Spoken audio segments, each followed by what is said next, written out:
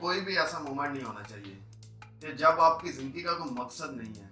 जिसकी जिंदगी का कोई मकसद नहीं है ना, वो भटका हुआ है और उसके अंदर एनर्जी काम करने की यार कहाँ से आएगी। तो वैसे मैं ये कहना चाहूंगा कि कुछ करने का अगर तुम्हें मन है ना, तो आपको पता है कि वो काम आपके लिए सही है, तो यार उठ खड़े हो, मत डालो कल पे वो काम, क्योंकि वही काम है जो आपकी जिंदगी को चेंज कर देगा। अपनी पूरी पावर और सलाहियत उसी काम पे लगा दो। पब्लो पिकासो जो कि एक पेंटर थे, 1998 में वो एक कॉन्फ्रेंस में गए। वहाँ पे कॉन्फ्रेंस के बाद एक खातून उनसे मिली और कहने लगी, पब्लो पिकासो मैं आपकी बहुत बड़ी फ़ैन हूँ, I am a big fan. Pablo Picasso उसे कहने लगे शुक्रिया आपका। पब्लो पिकासो को कहने लगे कि कोई मुझे ऐसी चीज़ दें जिससे मैं अपने दोस्तों को बता सकूं कि मैं पब्लो पिकासो से मिली थी।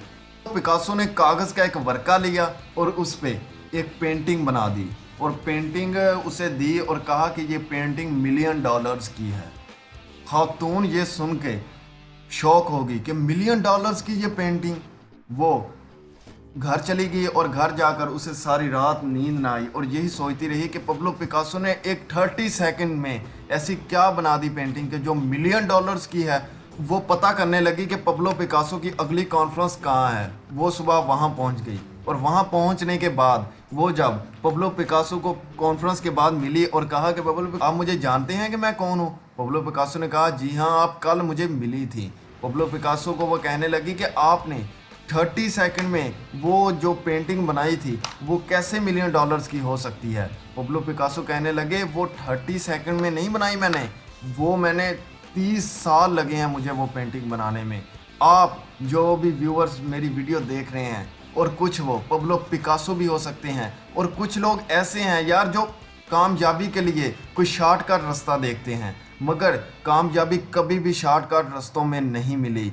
मैं दिमाग को हमेशा कंफर्टेबल जोन कहता हूँ, क्योंकि यार अगर तुम्हें कुछ बनना है ना, आगे ज़िंदगी में आगे बढ़ना है, तो तुम्हें अपने कंफर्टेबल जोन से बाहर निकलना चाहिए। तुम्हारे दिमाग की जहाँ तक हद है, तुम्हें उससे आगे कुछ कर गुजरना है, तभी तुम्हारी कामयाबियाँ तुम्हारे कदम चूमेंगे।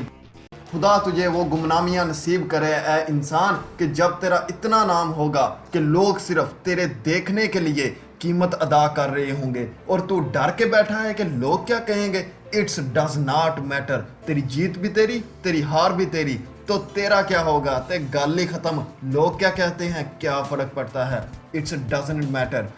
अगर ये सोच लेगा तभी तो तू कौमों के रेवर को अपनी तरफ मोड़ सकता है। तेरी आवाज़ में वो दर्द, तेरी तकरीर में वो सोज, तेरे कलेजे में वो धड़कन तब पैदा होगी जब तू सच्चाई को कबूल करेगा अपने साथ। और फिर ये फेलियर, ये शिकस्त, इट्स डज नॉट मैटर।